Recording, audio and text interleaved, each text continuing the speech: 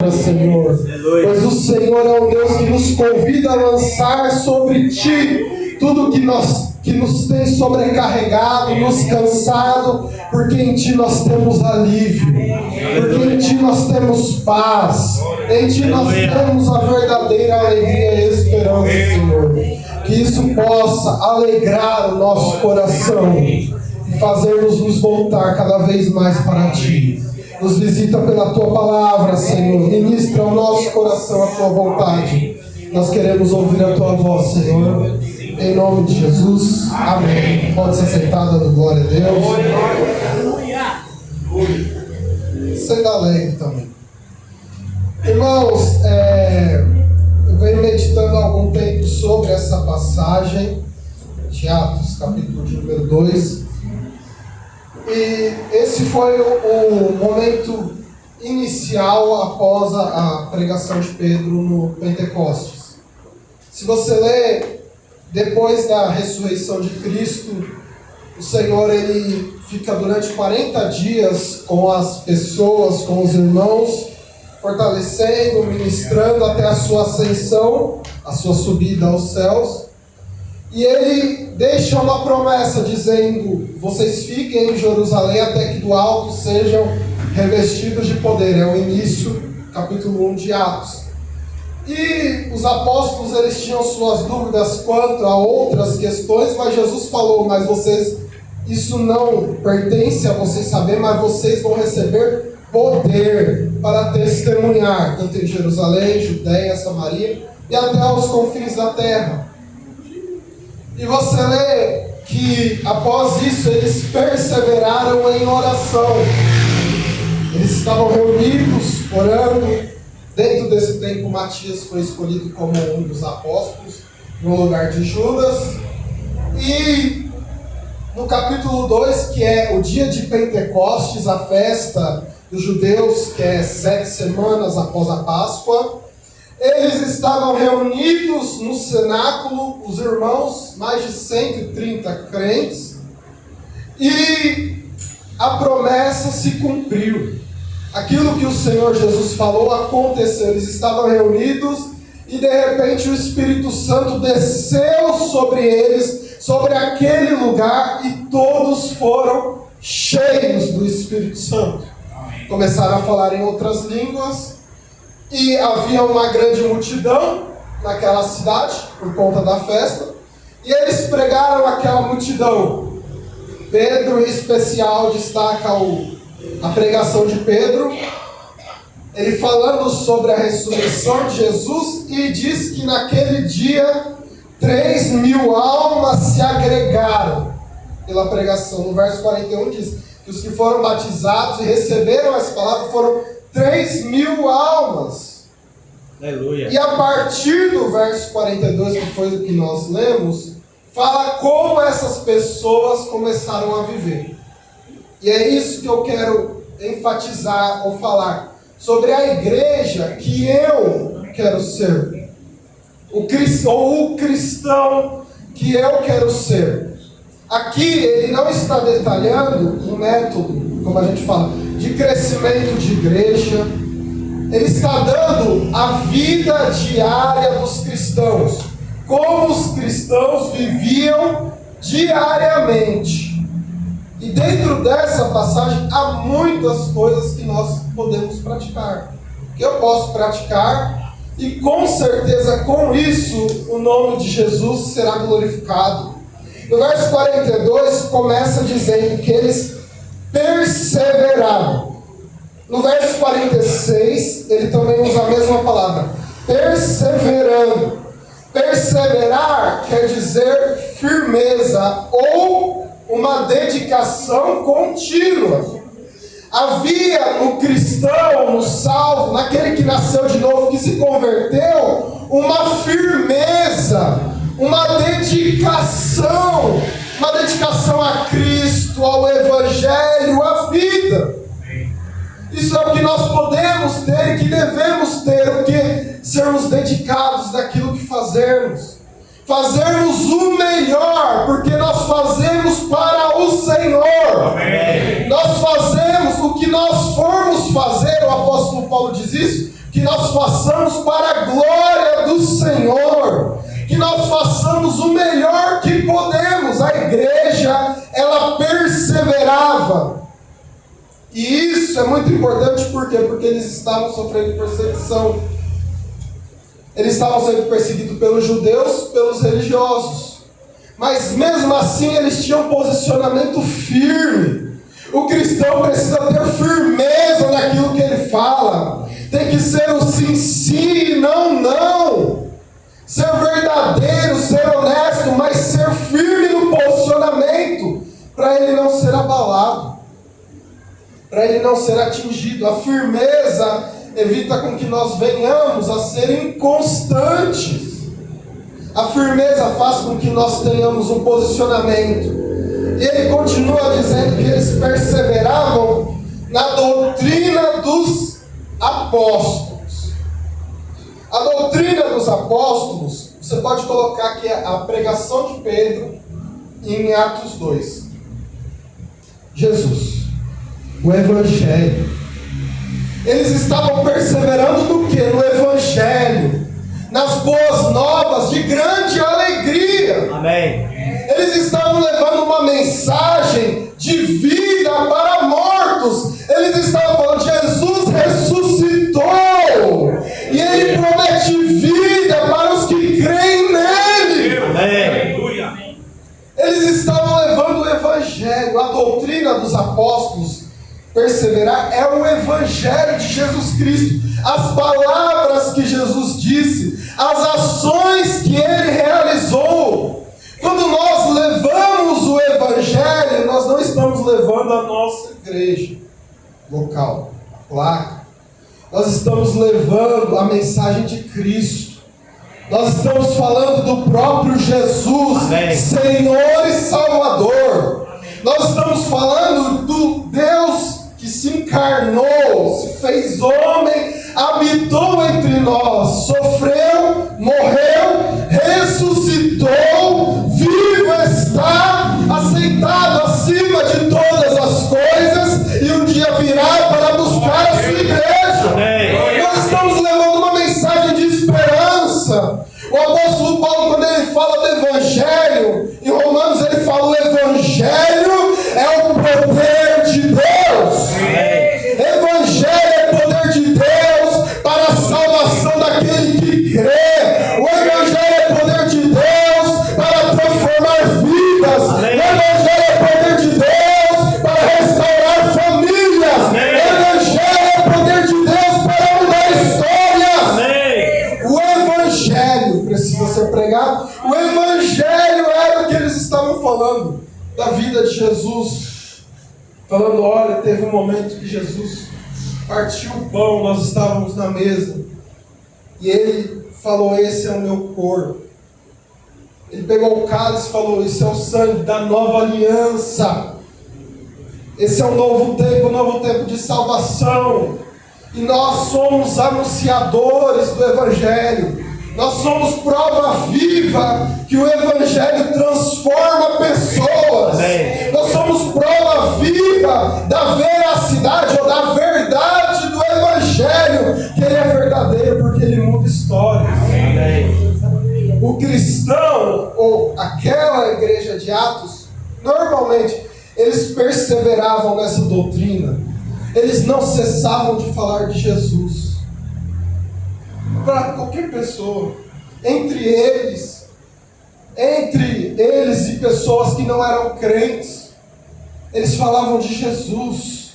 O nome de Jesus é poderoso. Amém. O nome de Jesus traz salvação. Amém. Se a pessoa, como Paulo disse para o carcereiro, crê no Senhor Jesus, e você será salvo, e a sua casa também. Amém. Ele está falando de crer não num conceito, mas crer em alguém que é Senhor, que é Salvador, que está vivo, que está presente em nosso meio, no meio da igreja, que fala a sua igreja. Alguém vivo. Então eles estavam levando a mensagem do Evangelho. A referência que eu penso é quando os pastores estavam apacentando e os anjos vieram anunciar o nascimento de Jesus. E diz que eles falam novas de grande alegria. Então, isso quer dizer evangelho. E os anjos louvando a Deus. Por quê? Porque é uma mensagem maravilhosa. Amém. É maravilhoso falar de Jesus. Nome sobre todo nome, que salva, que restaura, que liberta, que dá às vezes dá uma provocada quando você fala o nome de Jesus, a pessoa vai ter alguma reação, mas é o nome que salva, é o nome que transforma, o nome de Jesus. Eles perseveravam na doutrina dos apóstolos e na comunhão. No verso 42, e aí no 44 a 46, ele vai detalhar o que seria essa comunhão. O salvo, ele tem prazer em estar com os irmãos. Prazer em estar com aqueles que creem. Eles estavam juntos. Por quê? Porque eles tinham algo em comum. Eles tinham Cristo. A comunhão se dá por causa da pessoa de Jesus. Mas eles se reuniam, sendo em casa, como diz no texto, sendo no templo, sendo onde for. Eles queriam estar juntos. O salmista diz: quão bom, quão suave é que os irmãos vivam em união. Aí ele vai falar que é como a unção que o sacerdote recebia, desce sobre a cabeça, a barba e sobre as vestes, e depois sobre o orvalho que desce do Hermon, que seria uma manancial que leva vida para onde vai. Isso é a comunhão. Você traz vida para o irmão, você fortalece o irmão. Amém, aleluia. Nós andarmos juntos com pessoas da mesma fé. É muito difícil quando queremos caminhar sozinho ou quando vivemos situações que acabam nos deixando sós. Na época da faculdade, do meu grupo de amizade, os que eram crentes no primeiro semestre todos se desviavam. Aí ficava eu lá nas conversas e eles queriam conversar coisas que eu não aceitava, então eles conversavam entre eles, saíam, ou conversavam em inglês, mas não dava para entender. Aí eu ficava sabendo de algumas coisas que eu não deveria saber. Mas eu já não conseguia mais ter comunhão. E isso é algo importante, porque nós nascemos para estar juntos. A igreja, ela se fortalece pela comunhão. Amém. Amém. Nós nos fortalecemos uns aos outros. Paulo, ele falou de um momento difícil da vida em 2 Coríntios 7, quando ele chega na Macedônia, ele fala: nós não tivemos descanso, por fora combates, temores por dentro, mas Deus que consola os abatidos nos consolou com R$1.000 na conta. Não. Com um carro novo que encostou. Não. Com o trabalho que Deus abriu. Não. Com a vinda de Tito, um irmão. E aí ele fala: nós fomos consolados e alegrados pela vida do irmão.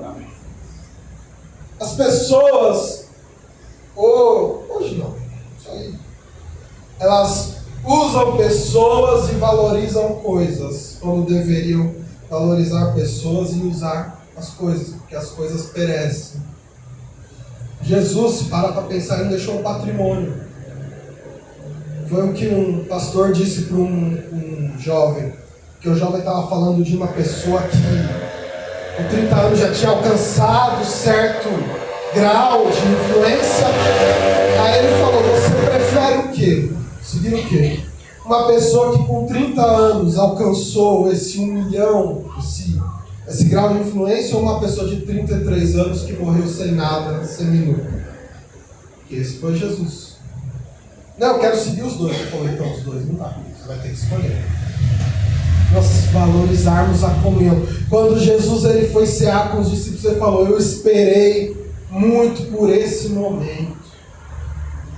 Temos prazer em ver um irmão ou a irmã chegando na igreja, ou indo lá bater em casa, tomar um café, ou almoçar, ou jantar. Ter prazer de receber os irmãos e de falar com os irmãos: olha, Que bom te ver. Jesus te ama. Jesus te dá graça. Amém. Jesus te fortalece. É para isso. A comunhão, ela é a manifestação da graça de Deus no meio da igreja. Porque nós somos diferentes, temos vida diferente, moramos em lugares diferentes, temos cultura diferente, mas um é que nos une: Jesus Cristo. Amém. Isso é comunhão. A comunhão pela convivência nas necessidades, nas refeições, na adoração, é o que fala do texto. Eles tinham comunhão em tudo. Não, vamos sofrer juntos. Sempre chora junto com o irmão. É o que Paulo disse em Romanos. Chorem com os que choram, se alegrem com os que se alegram. Comunhão. No partir do pão. Aqui já está falando da convivência deles. Eles conviviam constantemente uns com os outros. E, ao que dá a entender, não era um grupo. Assim, aqueles irmãos, só eles se reuniam entre eles, o outro grupo, não, eles rodavam, um ia para a convivência do outro, mas era uma convivência constante. Nós temos relacionamento com todos os irmãos. Amém. Com todos os irmãos em Cristo. Amém. Com todos. Algum tempo atrás eu estava voltando de um lugar com o irmão meu, o João. Ele estava na rua, era de noite. Ele estava perto do ponto. Aí passava uma pessoa de terno, de gravata, e deu a paz, irmão. Aí a paz. Aí a segunda pessoa passou a paz. A terceira, aí, você não vai parar? Você não conhece a pessoa? Eu falei, eu não conheço. Mas nós temos comunhão. Nós temos comunhão em Cristo. Ele é meu irmão em Cristo. Não tem um relacionamento talvez tão profundo quanto eu gostaria. Mas é meu irmão, é minha irmã em Cristo. Uma constante convivência entre os irmãos. A pessoa, ela quer se enclausurar num tempo, de um tempo só. Quando nós podemos desfrutar do dia a dia com os irmãos. Hoje, principalmente, você tem o WhatsApp, Instagram, dá para você conversar, não durante o horário de trabalho, mas dá para você conversar com os irmãos, mandar mensagem para os irmãos, mandar um vídeo para os irmãos, falar coisas boas, falar, irmão, eu estava pensando em você, olha em você, eu vou te deixar um texto aí, não coloque o do Judas, nem Jesus chorou, coloque um texto assim, mas isso faz parte, a convivência harmoniosa, nós nos amarmos uns aos outros e convivermos constantemente nas orações. Verso 42 no final. Aqui ele está falando de oração junto também, falando da convivência. Ele coloca no plural, a igreja é em constante oração. Irmão, nós temos motivo de sobra para orar. Ontem nós falamos aqui na aula sobre oração. Nós podemos fazer uma oração só de agradecimento a Deus, de ação de graças, de adoração, de interceder pelos irmãos, orar a Deus e colocar as nossas petições. Senhor, está difícil isso, está difícil aquilo. Orar, a igreja ela orava a Deus. E a igreja ora a Deus também, amém? Amém. Nós oramos, nós falamos com Deus. A casa é chamada casa de oração, porque nós viemos falar com Deus e Deus falar conosco. Amém. Temos um diálogo. Então a igreja, ela buscava orar uns com os outros, porque Jesus disse, 2 ou 3 de vós pedirem algo em meu nome, isso será feito. Eles estavam falando da oração junto, comunitária. Aí você vai para Atos, eles estavam orando juntos e o Espírito Santo desceu, foi derramado sobre a vida deles. Glória a Deus. Você lê em Atos 12, Pedro estava preso, no verso 5, se eu não me engano, e diz que a igreja fazia contínua oração a Deus por Pedro. E Deus mandou um anjo para libertar o Pedro. Aí o anjo inventou a porta automática, né? A porta abriu sozinho. Louvado seja o Senhor. A oração que fez com que o Espírito Santo falasse: separai-me a Barnabé e a Saulo para a obra que os tem chamado. A oração que fez um terremoto acontecer no cárcere e as correntes caírem e Paulo e Silas estarem livres. O carcereiro não percebeu nem o terremoto. Ele acordou, ele não viu que teve terremoto, ele não viu que tinha aberto, tanto que ele, quando ele acordou, ele tomou um susto. Está tudo aberto, cadê? A oração. Tiago diz que a oração feita por um justo muito pode em seus efeitos. Nós precisamos orar uns pelos outros, para que Deus abençoe, para que Deus fortaleça, para que Deus anime, Amém. para que Deus venha trazer alegria. Aleluia.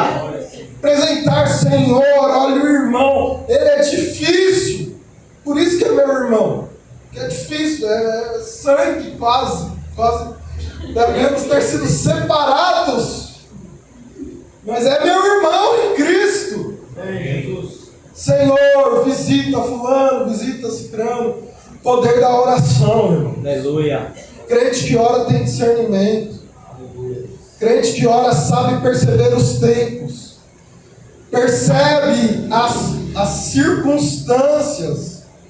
Falei de um pastor que ele estava muito cansado, abatido.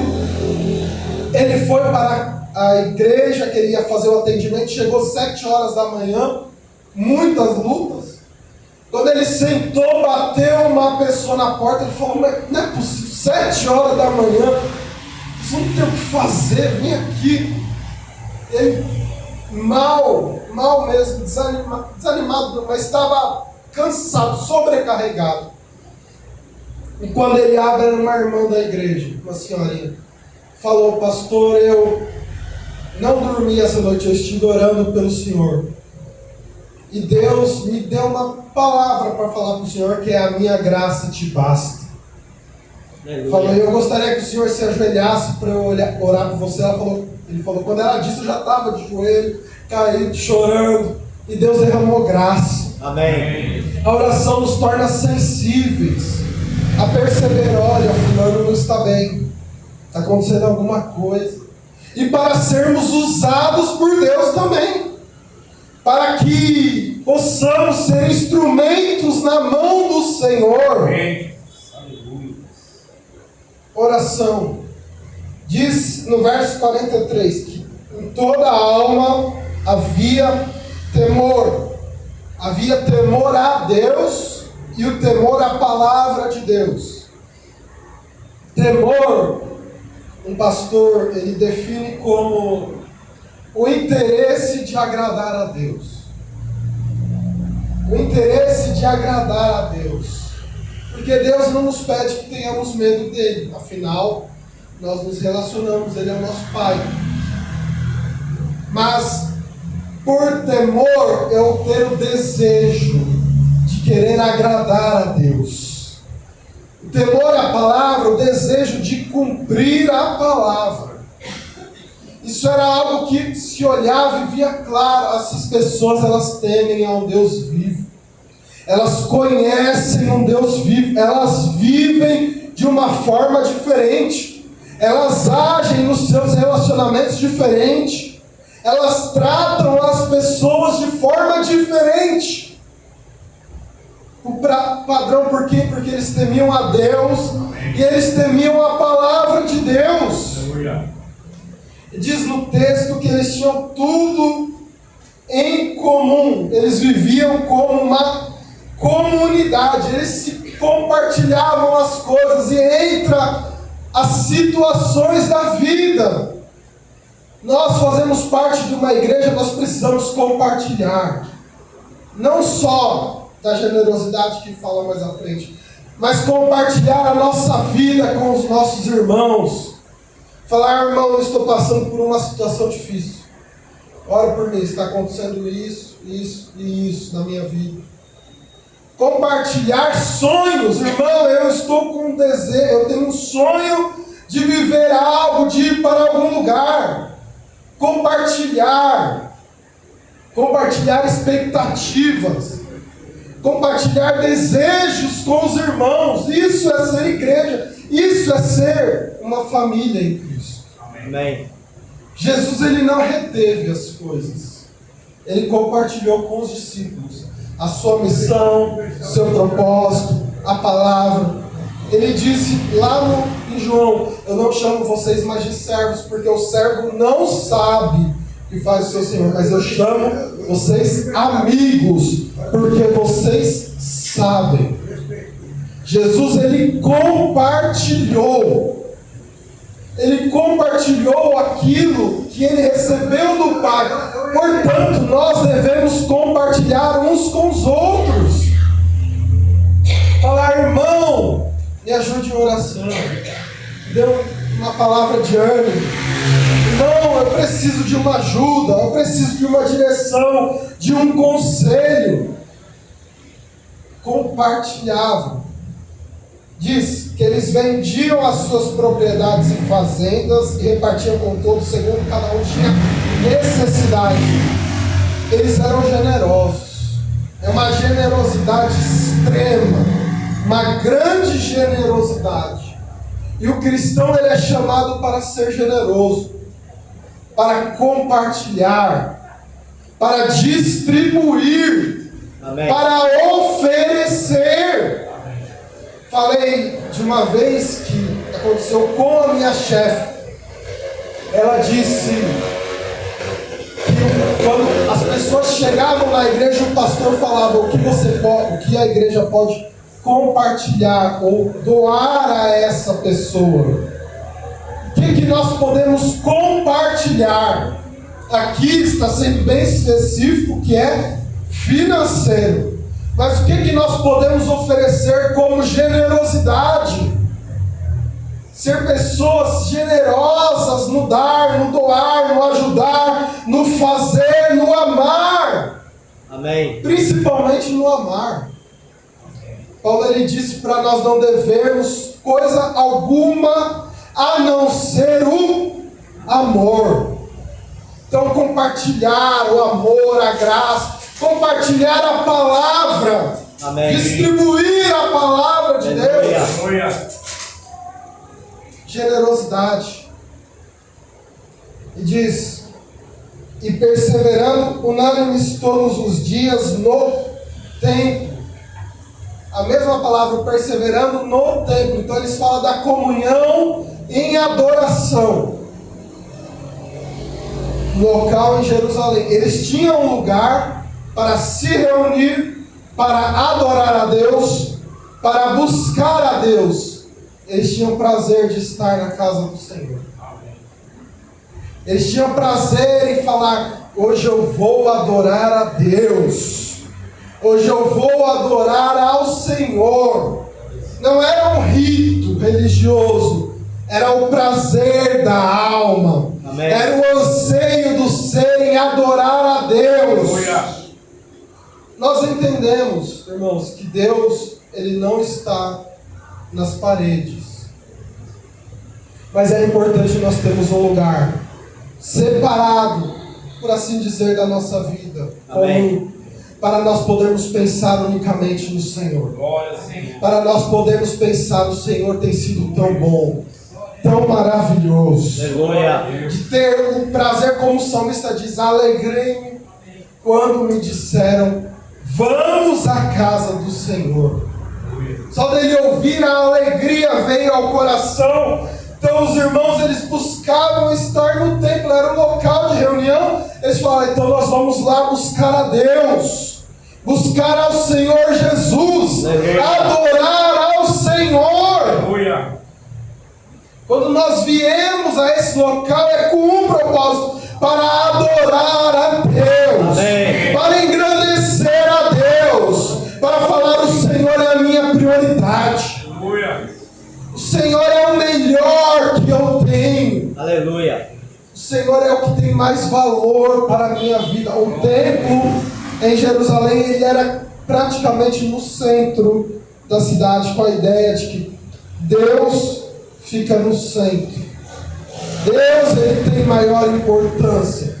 Então eles estavam indo falando: o Senhor é que é importante para mim. Diariamente, todos os dias no templo, e partindo pão em casa, comiam juntos com alegria. Já falei sobre o partir do pão, mas eles tinham a alegria. Não é a alegria que a irmã Ivete canta. Oh, alegria. Alegria no Espírito Santo. Amém. Alegria pela presença do Senhor na vida deles. Alegria por saber que eles serviam ao Deus vivo. Glória a Deus. Eles eram cheios de alegria. Não é somente o sorrir. Porque hoje nós vivemos num tempo de, vou usar a palavra máscara, mas de pessoas que fingem ser o que não são. Você olha, a pessoa está aparentemente feliz, mas ela está morta. Ela está vivendo um tempo terrível, mas ela aparenta estar feliz. Não, é a verdadeira alegria. Amém. Que somente a presença de Jesus dá. Amém.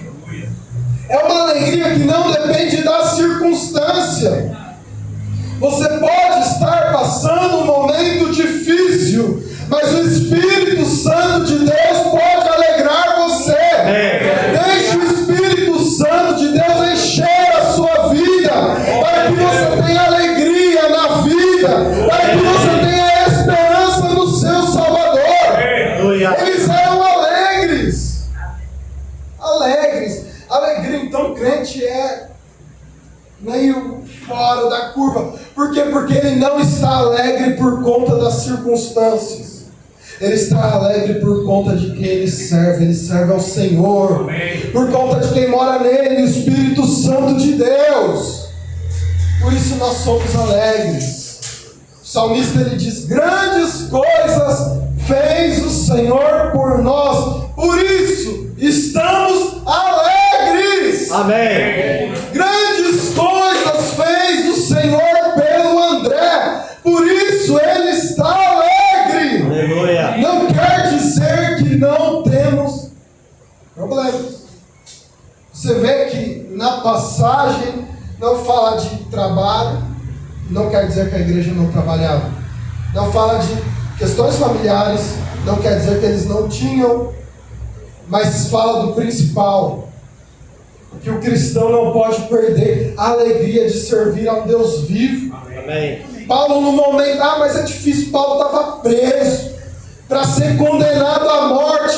Ele fala: alegrai-vos no Senhor. Amém. Outra vez vos digo: alegrai-vos. Amém. Como um mandamento, falando: vocês precisam se alegrar. Por quê? Porque Jesus está vivo. Amém. Nós temos essa viva esperança. Amém. O cristão, ele é alegre porque ele contempla a glória do Senhor.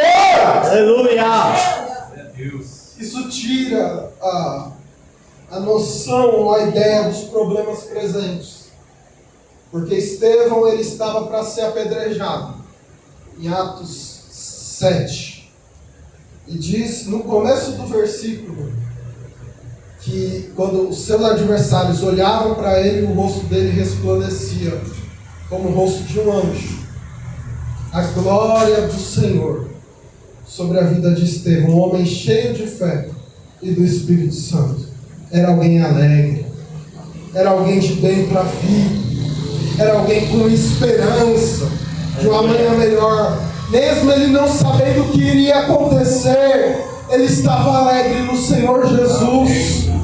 Ele estava alegre porque ele sabia: eu sei em quem eu tenho crido.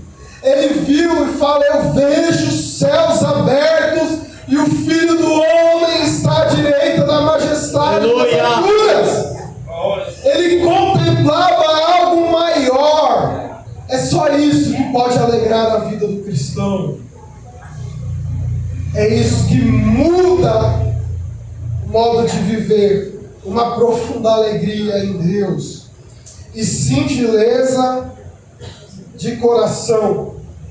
A palavra singeleza quer dizer pureza ou clareza no relacionamento, pessoas simples no seu coração. Irmãos, Deus não precisa de corações que são muito profundos. Deus, Ele só quer um coração quebrantado e contrito. Amém. Ele não quer um coração perfeito. Fala, não, quando a pessoa estiver totalmente perfeita, Ele pega, às vezes, um coração que ele está todo quebrado, mas ele está quebrantado diante do Senhor. Vivendo tantas situações, mas ele fala, eu estou quebrantado diante do Senhor. Nós precisamos ter um coração simples para receber a palavra de Deus, para receber os irmãos, para receber a vida. Ter um coração simples, uma pureza. Isso para o nosso parece um desafio, porque o mundo prega contra a pureza. Parece que ser puro é ser fora da curva, mas é ser como Jesus. Jesus era puro. Ele era puro na forma de ser, na forma de agir, na forma de se relacionar. Ter um coração puro é ter um coração falando, Senhor, pode moldar a minha vida. Minha vida está aberta, pode tocar nas áreas que o Senhor precisa tocar. Amém. Porque se cria fortalezas, ó Senhor, nessa área pode deixar que eu dou um jeito. Mas aqui o Senhor tem liberdade. Ele não quer uma área, Ele quer a sua vida. Amém. Em Provérbios diz, filho, dá-me o teu coração. Entregar a sua vida, entregar o seu, do jeito que você está. Ele não te lança fora. Deus não te rejeita. Amém. Deus não nos rejeita. Ele falou, aquele que vier a mim de maneira nenhuma o lançarei fora. Coração puro, aberto, falando, Senhor, eu preciso de Ti. Eu preciso de Ti. Estou vivendo o que for, mas eu preciso do Senhor na minha vida. Eu preciso que o Senhor trate o meu ser, porque tem sido muito difícil. Pureza no coração. No verso 47, louvando a Deus, a adoração. A igreja adora. Amém. A igreja louva ao Senhor. O cristão, ele tem prazer em louvar a Deus. O salmista, em muitos salmos, ele fala, louvai ao Senhor. Louvem ao Senhor. Ele chama, vamos louvar ao Senhor, engrandecer ao Senhor, exaltar ao Senhor. Amém. O cristão, ele tem prazer em levantar as mãos e falar, o Senhor é digno de glória, de honra, de louvor, de engrandecer o nome do Senhor, de falar, tu és santo, tu és santo, tu és santo, louvar a Deus. Que o louvor esteja nos nossos lábios, que o engrandecimento sempre esteja nos nossos lábios, engrandecer a Deus. Ele é digno de ser adorado. Um pastor, ele, não vou me lembrar o nome, ele disse que no céu não vai haver mais pregadores, não vai necessitar, mas vai ter adoradores. Amém. A adoração vai continuar. Aleluia. Adoração não fala do louvor que você canta.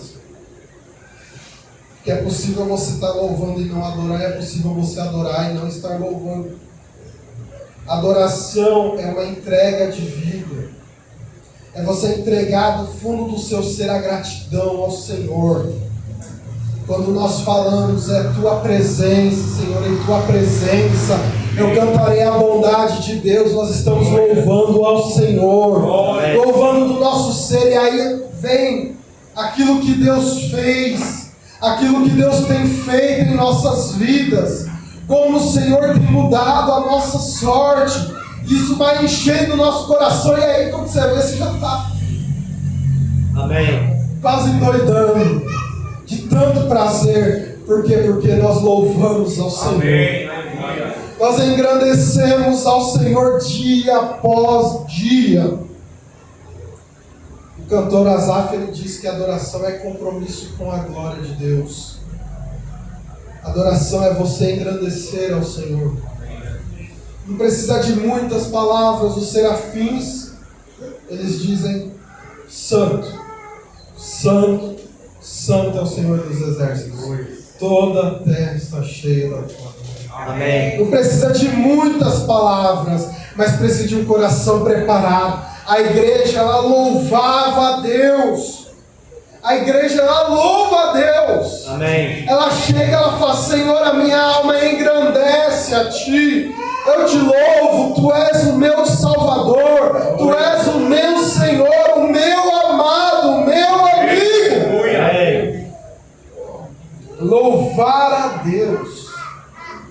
Louvar ao Senhor. E caindo na graça de todo o povo. Esse modo de viver atraía as pessoas de forma que a igreja alcançava favor dos de fora. Não porque eles buscavam esse favor, mas porque eles viviam isso. As pessoas falavam: esse povo é diferente, essa pessoa é diferente, tem um olhar diferente, eu vou ajudar ela, eu vou acreditar nela. Quando a igreja vive dessa forma, quando o cristão vive dessa forma, ele já não precisa mais correr ao favor dos outros. Deus vai dando graça. Amém. E ele vai achando graça diante das pessoas. Ele não precisa mais se humilhar, não, porque isso, diante dos homens, ele se humilha diante de Deus. E Deus vai dando graça diante dos homens. Amém. A igreja, ela acha graça quando as pessoas, elas olham. Acha graça não é de piada, mas é achar favor. A pessoa olha e fala: não, ele é uma pessoa diferente. Ou pode falar: é um jovem diferente, um homem diferente, uma mulher diferente, um pai de família diferente, uma mãe de família diferente. Essa pessoa diferente tem algo nela, tem algo diferente nela. Eu posso acreditar nela, eu posso confiar nela. Você vê isso na vida de José, de Gênesis, filho de Jacó. Ele achava graça, mas antes de ele achar graça das pessoas, estava lá escrito: o Senhor era com ele. Amém. Se Deus é conosco, nós vamos achar favor diante dos homens. Aleluia. Se Deus está em nosso meio, se Deus está em nossa vida, nós vamos achar graça diante das pessoas. Nós vamos receber o favor de Deus através de outras pessoas que talvez não tenham nem a mesma fé. Talvez não acredite totalmente diferente. Mas ela vai falar: essa pessoa é diferente. Essa pessoa tem algo diferente. A igreja, ela caiu na graça. O povo olhava e falava: esse povo é um povo diferente. Ele é o povo de Jesus. Amém. Esse povo é um povo que nasceu de novo. E aí, como resultado, a primeira coisa está no verso 43. Dessa vida, muitas maravilhas e sinais se faziam pelos apóstolos. O poder de Deus manifesto. A ação de Deus manifesta na vida da pessoa. Amém. Quando o cristão ele vai vivendo dessa forma, seguindo esses princípios, o poder de Deus desce sobre a vida dele. Amém. Desce na casa dele. Amém. Desce no meio da igreja, nos círculos que o cercam. O poder de Deus se manifesta. Aleluia. Por quê? Porque a graça de Deus está envolvendo. Então nós não precisamos buscar o poder, é só nós vivermos. O poder de Deus vai se manifestar na sua vida. Amém. O poder de Deus vai se manifestar nos ambientes que você frequenta. Você vai ver a mão de Deus mudando as circunstâncias, mudando pessoas se necessário, tratando corações, tratando vidas. Você vai ver o agir de Deus se movendo. Hoje as pessoas buscam o agir de Deus, mas não buscam andar com Deus. É o contrário. Você anda com Deus e aí você vai vendo a ação de Deus. Você vai vendo Deus abrindo porta onde não tinha porta. Deus fechando porta que era para estar fechada. Você vai vendo o Senhor colocando pessoas, tirando pessoas. Você vai vendo pessoas sendo salvas, ouvindo o Evangelho, milagres acontecendo, o sobrenatural de Deus sendo realizado. Por quê? Porque você está caminhando com Deus. A Bíblia diz que Enoque andou com Deus. Não tem muita coisa na Bíblia sobre esse personagem. São poucos versículos que falam sobre ele. Que quer dizer que a pessoa não precisa ter uma história muito longa de um currículo diante de Deus. Ó, é isso. É só andar com Deus. Diz que Enoque andou com Deus e Deus olhou e falou: eu vou trazer ele para mim.